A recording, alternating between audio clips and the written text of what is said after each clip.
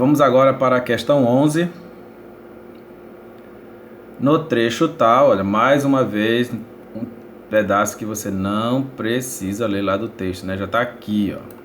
O naturalista polonês foi a primeira pessoa a usar o termo ergonomia, que em grego significa princípios do trabalho, num texto chamado A Ciência do Trabalho, escrito em 1857. As informações intercaladas por travessões e parênteses revelam a ênfase em qual função da linguagem. Olha aí, ó. Você queria saber como é que cai função metalinguística na sua prova de concurso? Tá aqui um exemplo, ó. Ah, função metalinguística é difícil, não faço ideia como é que cai em concurso público. Olha aí, ó. Ele está te explicando o que é ergonomia, ó, que em grego significa princípios do trabalho. Ele está te explicando o que é isso aqui, ó, que eu não sei pronunciar. Ele está explicando o que é isso aqui, ó, a ciência do trabalho. Você quer saber o que significa uma coisa e vem a explicação dela logo em seguida? Isso é típico da função metalinguística. É muito fácil. Ok? Vamos lá. Questão 12. O excerto. Não tenha medo dessa palavra. É só um trecho do texto. Mas, com o perdão do trocadilho, pode render bons frutos. Revela a utilização de uma função da linguagem que prioriza. Olha aí, mais uma questão da OCP. Aquela questão anterior também era da OCP. A OCP é uma banca boa. Questão de 2019. Vamos lá. Pessoal, quando você constrói coisas no seu texto com o objetivo de fazer com que ele fique mais belo, mais interessante, mais agradável ao leitor, você está priorizando um elemento da comunicação chamado de mensagem. Lembra que mensagem não é a mesma coisa que assunto.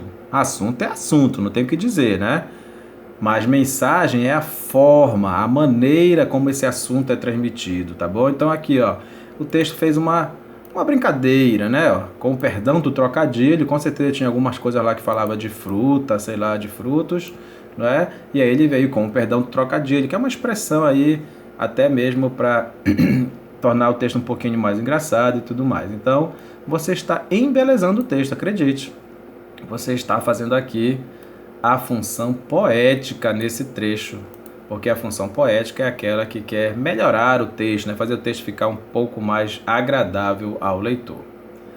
Não é o referente, porque lembra que referente é só o assunto, nada mais que isso. Não é o canal, porque nós não estamos testando o canal de comunicação. Não é emissor, porque você não tem nada, nenhuma palavra aí que combine com eu. Beleza? Vamos lá.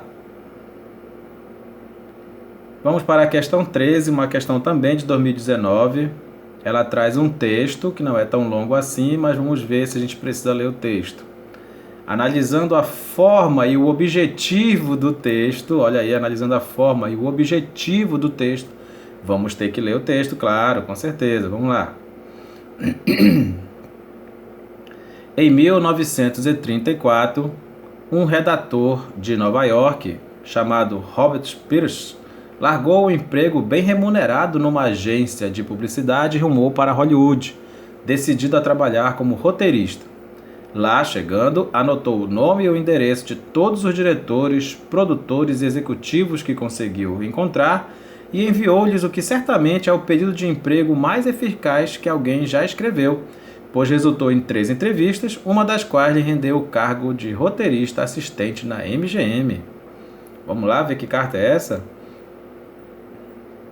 Prezado senhor, gosto de palavras gordas, untuosas como lodo, torpitude, glutinoso, bajulador. Gosto de palavras solenes como pudico, ranziza, pecunioso, valetudinário. Gosto de palavras espúrias, enganosas como mortiço, liquidar, tonsura, mundana. Gosto de suaves palavras com V, como svengali, avesso, bravura, verve. Gosto de palavras crocantes, quebradiças, crepitantes, como estilha, croque, esbarrão, crosta. Gosto de palavras emburradas, carrancudas, amuadas, como furtivo, macambúzio, escabioso, sovina. Gosto de palavras chocantes, exclamativas, enfáticas, como astuto, estafante, requintado, horrendo. Gosto de palavras elegantes, rebuscadas, como estival, peregrinação, elísio, alcione. Gosto de palavras vermiformes, contorcidas, farinhentas, como rastejar, choramingar, guinchar, gotejar. Gosto de palavras escorregadias, risonhas, como topete, borbulhão, arroto. Gosto mais da palavra roteirista que da palavra redator, e por isso resolvi largar meu emprego numa agência de publicidade de Nova York e tentar a sorte em Hollywood. Mas antes de dar o grande salto, fui para a Europa, onde passei um ano estudando, contemplando e perambulando. Acabei de voltar e ainda gosto de palavras. Posso trocar algumas com o senhor? Nossa, que texto lindo aí. Depois ele colocou lá no final da carta o nome dele, o endereço dele e tudo mais. Bacana, muito bom o texto. Analisando a forma e o objetivo do texto, é correto afirmar aqui. Vamos lá para cada alternativa. Essa questão é uma questão da FAB, onde eu trabalhei por 6 anos, Força Aérea Brasileira. Essa prova aí foi da AFA, lá para ser aspirante oficial. Muito bom, vamos lá. 2019. A linguagem utilizada é acentuadamente formal? Opa, podemos já descartar, né? Porque você viu todas aquelas palavras lá que algumas delas você não conhece, que você vai dizer que é uma linguagem formal. Não é verdade, já que o remetente está em um contexto que necessita desse tipo de tratamento. Não é verdade, a letra A está fora. Para convencer o destinatário, Robert utilizou ao longo da carta discurso direto. Opa, em que momento você viu aqui discurso direto? Não é discurso direto quando usa a própria fala do personagem, mas ele mesmo está contando a história aqui, né? Caracterizando assim um tom de proximidade e amizade com o receptor, nada disso. O texto é marcadamente denotativo. Você percebeu claramente que o texto é conotativo. Ele usou várias vezes palavras aí, né? Gosto de palavras gordas, palavras farinhentas, né? Linguagem figurada várias vezes. Não é a letra C. Então a resposta tem que ser a letra D. A carta se utiliza da função emotiva. Por que é a função emotiva? Gosto, eu gosto, né? Sempre palavras que combinem com eu é função emotiva, não esqueça. Centrada no emissor. Ainda que a intenção predominante do autor seja a função apelativa, que é conquistar o receptor. Olha só que texto bonito. Ele usou a função emotiva, ele usou a palavra eu, né? Mas o objetivo qual era? Conquistar o receptor. Afinal de contas, ele estava querendo um emprego. Perfeita, letra D, a nossa resposta. Vamos para a questão 14. Tem um texto aqui. Raízes do Brasil. O texto não é muito longo, vamos ver se é preciso ler. O texto acima é construído com predominância da função de linguagem. Vamos ler o texto, né? A linguagem geral em São Paulo. O assunto, que tem sido ultimamente objeto de algumas controvérsias, foi tratado pelo autor no estado de São Paulo de 11 e 18 de maio e 13 de junho de 1945, em artigos cujo texto se reproduz a seguir quase na íntegra. Admite-se em geral, sobretudo depois dos estudos de Teodoro Sampaio, que ao bandeirante, mais talvez do que ao indígena, se deve nossa extraordinária riqueza de topônimos de procedência tupi. Mas admite-se sem convicção muito arraigada, pois parece evidente que uma população primitiva, ainda quando numerosa, tende inevitavelmente a aceitar os padrões de seus dominadores mais eficazes. Não faltou por isso mesmo quem opusesse reservas a um dos argumentos invocados por Teodoro Sampaio, o de que os paulistas da Era das Bandeiras se valiam do idioma tupi em seu trato civil e doméstico, exatamente como dos nossos dias se valem de português. Esse argumento funda-se, no entanto, em testemunhos precisos e que deixam pouco lugar a hesitações, como é o do padre Antônio Vieira, no célebre voto que proferiu acerca das dúvidas suscitadas pelos moradores de São Paulo em torno do espinhoso problema da administração do gentil. É certo, sustenta o grande jesuíta, que as famílias dos portugueses e índios de São Paulo estão tão ligadas hoje umas às outras que as mulheres e os filhos se criam mística e domesticamente, e a língua que nas ditas famílias se fala é a dos índios, e a portuguesa a vão os meninos aprender à escola. Percebe que esse é um texto bem antigo, não é mesmo? Ele disse lá em cima que foi traduzido na íntegra, então você tem palavras aqui que não se escrevem mais desse jeito. Mas não tem problema, a questão só quer saber qual é a função da linguagem predominante. Prova da IDECAM, Instituto Federal, lá da Paraíba, 2019. O texto acima é construído com predominância da função de linguagem. Pessoal, nós já estamos careca de saber, né? Não é função emotiva, porque não tem um eu aí presente. Não é função poética, porque esse texto não foi cuidadosamente elaborado, né? Só está trazendo informação. Não é função metalinguística, porque nós não temos uma coisa falando dela mesma. Não é função fática, porque nós não estamos testando o canal de comunicação. Tudo que veio aí para nós foi apenas informação. Texto informativo é função referencial. Mas, professor, está escrito em referencial, embora com algumas marcas de modalização. Não sei o que é isso. O que é marcas de modalização? Ora, são os modalizadores. Mostra o modo, a maneira, né? A maneira como se faz alguma coisa, como se diz alguma coisa, né? Por exemplo, os verbos no modo imperativo são modalizadores, né? Os advérbios, os adjetivos, né? Que mostram características e circunstâncias são modalizadores, tá bom? Marcas de modalização quer dizer, mostra como você faz alguma coisa, a forma como você faz alguma coisa, tá bom? Nada demais, é função referencial mesmo. Vamos agora para a nossa última questão, também da IDECAM, também lá do Instituto Federal da Paraíba, 2019. Tem dois textos, né? Texto 1, texto 2. Com base em seus conhecimentos sobre funções comunicativas da linguagem, pode-se afirmar que o texto 2 procura estabelecer com o texto 1 a relação de... Muito bem, vamos lá, vamos ler os textos primeiro. O texto 1 é epílogo. Vocês, melhor aprenderem a ver em vez de apenas arregalar os olhos e a agir em vez de somente falar. Uma coisa dessas quase chegou a governar o mundo. Os povos conseguiram dominá-la, mas ainda é muito cedo para sair cantando vitória.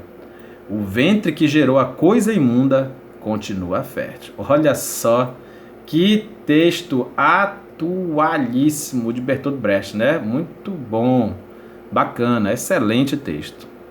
Vamos para o texto 2. Esse texto, esse aqui que a gente acabou de ler, é o epílogo muito célebre da peça teatral A Irresistível Ascensão de Arthur Uy, no qual o dramaturgo se dirige aos espectadores.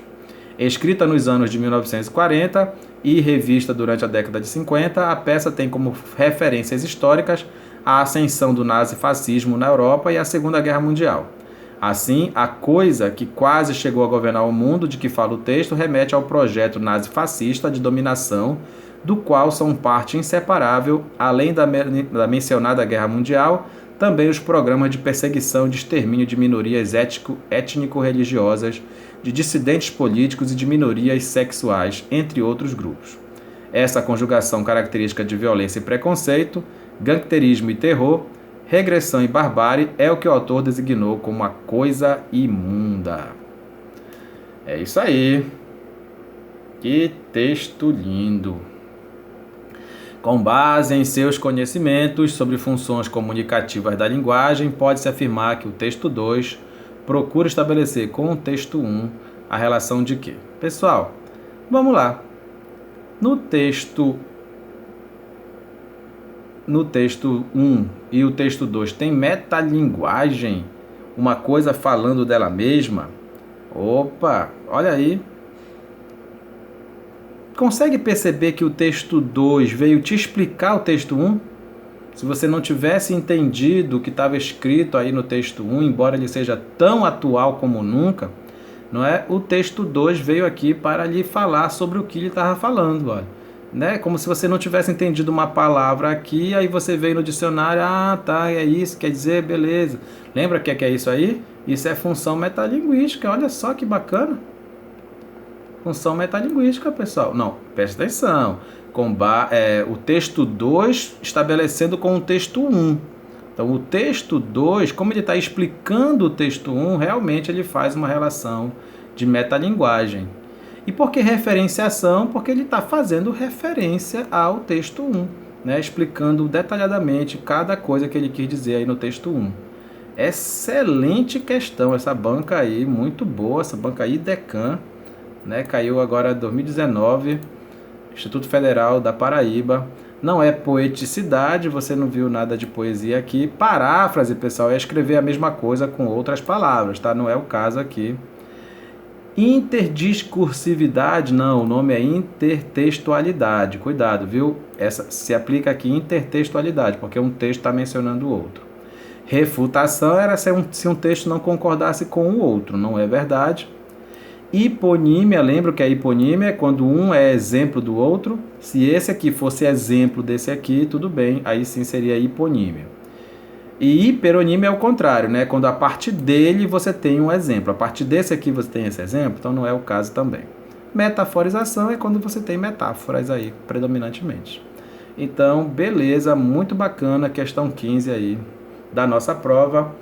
Eu espero que você continue acompanhando aí nossas aulas virtuais, que divulgue cada vez mais o nosso canal para quem precisa. Não é um canal profissional, mas é uma tentativa de transmitir informações para quem está interessado em buscar, ok? Valeu!